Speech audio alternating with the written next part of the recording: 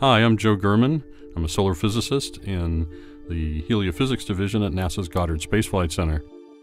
All of the 8 large planets in the solar system orbit the Sun in a plane that lies within a few degrees of the Earth's orbital plane, the so-called ecliptic. So when we observe the Sun with a coronagraph that blocks the much brighter light from the Sun itself so we can see the faint corona, the Sun's hot outermost atmosphere, we get occasional glimpses of planets. And in this remarkable series of images, we actually get to see several different planets. And also in the upper left of the image, you can see the Pleiades, the star cluster. The images of the planets come out here looking as though they have horizontal streaks because they're so bright that they overwhelm the electronics in the detector that's taking this image. SOHO's extreme ultraviolet telescope allows us to see a variety of solar activity, and some of the most intense activity we saw was in the fall of 2003, which was a bit of a surprise because it was a couple of years after the maximum of the 11-year solar activity cycle. It's a beautiful clip, and it shows what SOHO's extreme ultraviolet telescope can do. So what we're seeing here is those same periods of activity in the fall of 2003, only this time from SOHO's coronagraph. And you can see a sequence of events, so-called coronal mass ejections, launching off in all directions as the active region rotates across the solar surface. And you also see what looks like snow on the windshield of a car driving through a blizzard, and that's energetic particles accelerated by the solar activity hitting the detectors on the SOHO spacecraft. Prominences are cooler gas that flows along magnetic fields in the much hotter solar corona. And in this image from 1999, you can see the eruption of a huge prominence from a fairly high latitude in the Sun, and that tells us that it's associated with new cycle magnetic fields and with the expulsion of twist in magnetic fields from the old solar cycle. Each of those approximately 11-year halves of the magnetic cycle displays its own cycle of first increasing and then decreasing magnetic activity.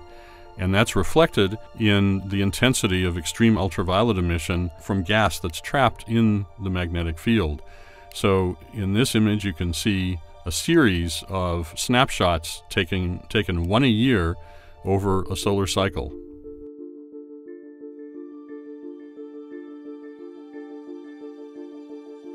Over the course of the SOHO mission, we've observed over 3,000 sun-grazing comets that come so close to the Sun that you can't see them from the Earth because the Sun basically blinds Earthbound telescopes. With SOHO's coronagraphs, we're able to track the comets all the way into their evaporation near the Sun. In late 2012, astronomers discovered a comet inbound. We didn't know if it would survive its passage with the Sun or not, and we were able to get these measurements with SOHO's C3 coronagraph of the comet as it passed in towards the Sun, and then a ghostly image of the comet continued past the Sun, but it was already evaporating. If you're able to catch it, and if you blink you'll miss it, you see a wave traveling outwards from the flare in the lower solar corona. What EIT was really good at, and in fact discovered, was these waves in the very lowest part of the corona that corresponded to coronal mass ejections, and we literally hadn't known about that before. In a coronagraph, you don't know if an event is headed towards you or away from you.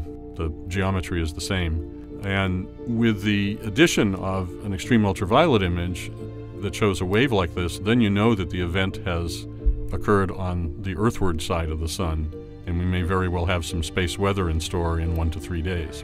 This clip shows comet Mach-Holtz, which SOHO observed in 2002 as it was passing near the Sun.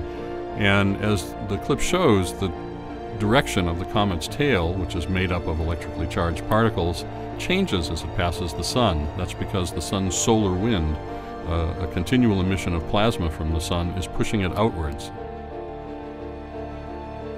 This shows an entire solar rotation of about 28 days. In 2001, as we were ascending up to solar maximum.